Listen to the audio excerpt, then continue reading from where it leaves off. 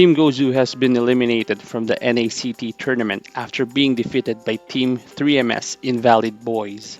Despite Team Gosu's reputation as one of the top teams in North America, even featuring Gosu General as gold laner, their loss leaves us pondering what went wrong. In this video, I'll provide a detailed breakdown of the game. Your comments and feedback on the video are greatly appreciated. Please note that all opinions expressed are solely based on my experience and expertise as a Mobile Legends enthusiast.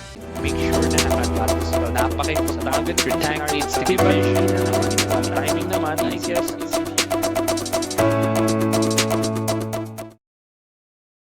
First off, prioritizing Digi over Barrett seems questionable here, considering Barrett's dominance as a top-tier utility jungler. If Barrett wasn't in the plan, a ban might have been wiser. Choosing carry to counter Barrett seems like not the best choice due to her shorter range compared to other marksmen.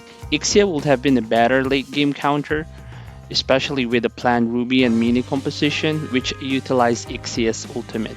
Aside from that, including Luyi in the lineup as a space maker was a strategic move, allowing more positioning opportunities for carry or other marksmen. As for the last pick, I'm not really sure why they went with Nolan. Sure, Nolan can burst down Ixia, but how is he planning to do it during team fights? He'll be dead within a minute of entering the brawl. Additionally, I can only see Ixia as a hero that Nolan can actually burst down. He can't burst down Barretts, that's too tough for Nolan to deal with.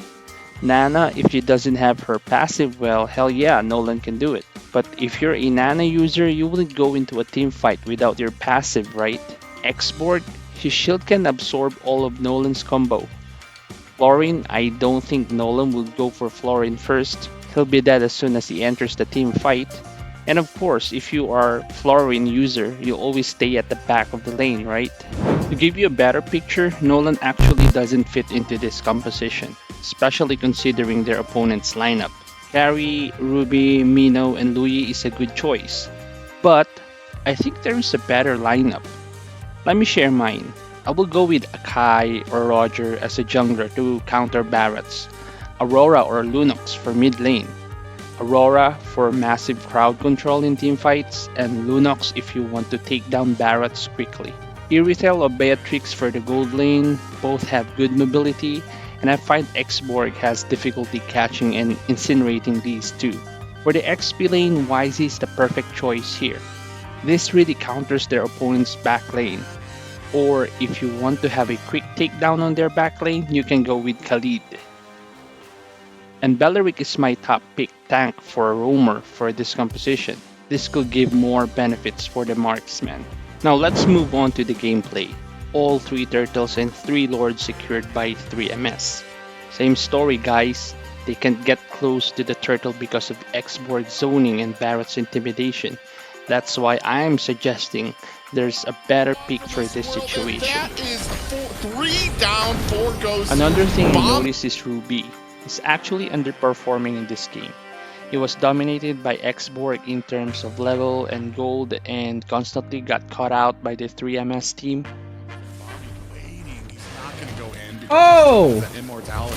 Here comes the full barrage moving on the damage. He's coming in here for the fight. He'll be able to take out Isis. It seems like he doesn't know what to do here. Take a look.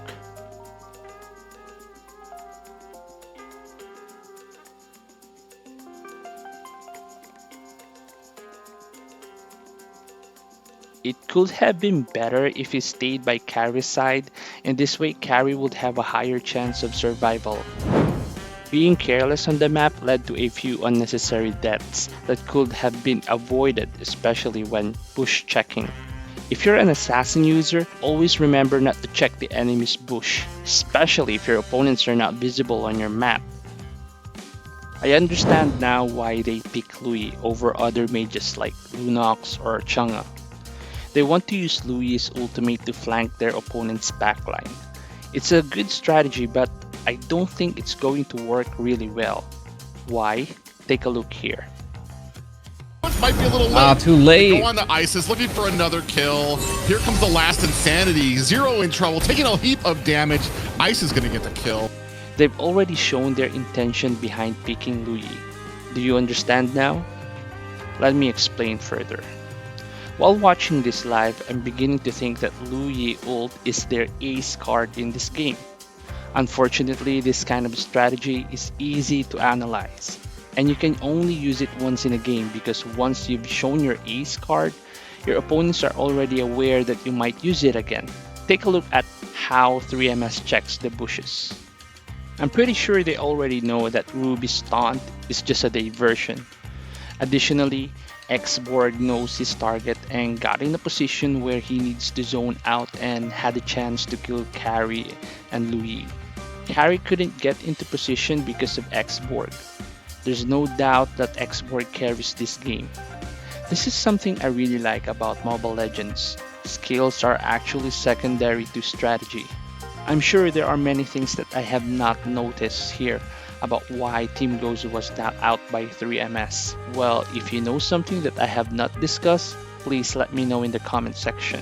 Remember, every player has something to teach and every lesson counts. Thanks for watching. That full barrage. Bami can't even close the distance for the full barrage. 5%. This is a wrap, unfortunately, for Gosu. This is the end of the line for them. The end of the run. Invalid.